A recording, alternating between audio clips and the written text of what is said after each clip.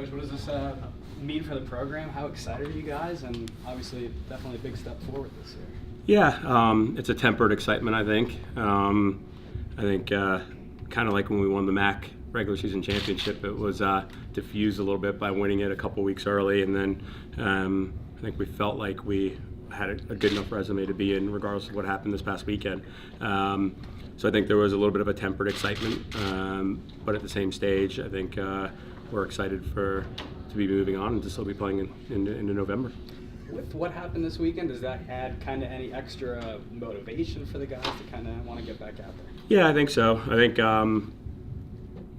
maybe yes and no. I think our philosophy is always look forward, not backwards. We know we didn't have our best game. The worst thing that could have happened to us on Friday night was scoring 11 seconds into the game and celebrating like the game was over already.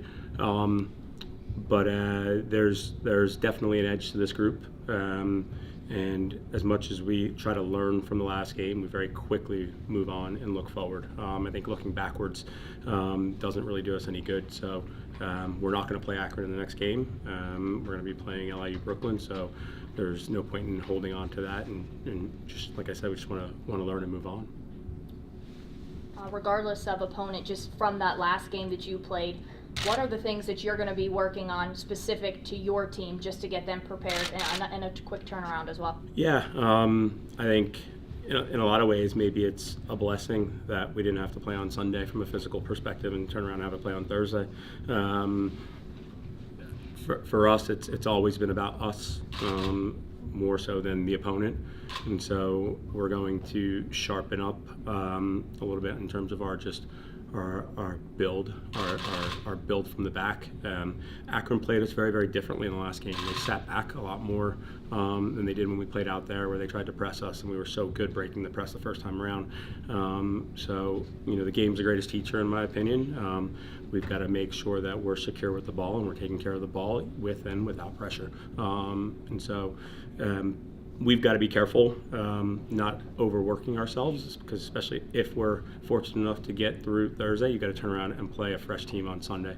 And so we have to be cognizant of that in our preparation all week as well.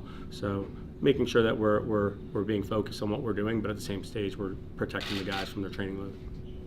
How do you quickly turn around 3 days later, play a team that you had no idea 10 minutes ago you were going to be playing? Yeah, I think that's where we always do a really good job in preparation, regardless of whether or not we're playing in 3 days. We've played Friday, Sunday games this week. We've played 3 games in 6 days this year. Yes, we've known who our opponents have been, but we've always focused on us first and the opponent second, and that's not going to change. And it's been a pretty good recipe for success so far this year. Way back when we played UCF and Maryland and we lost those games in a short amount of time, and I said I think this team's going to win a lot of games this year. We had the same type of setup in terms of we've got another game to prepare for in a very short amount of time. We're going to look at film. We're going to get as much as we can on them, but our focus will be on what we do, especially playing at home. We want to be the team that's on the front foot, and then we'll worry about what comes after that.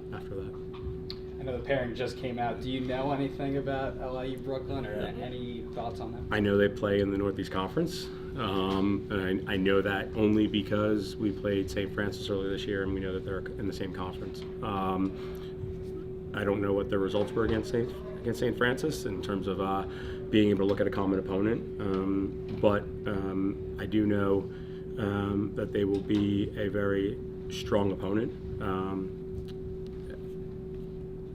I believe their coach is TJ Kostecki.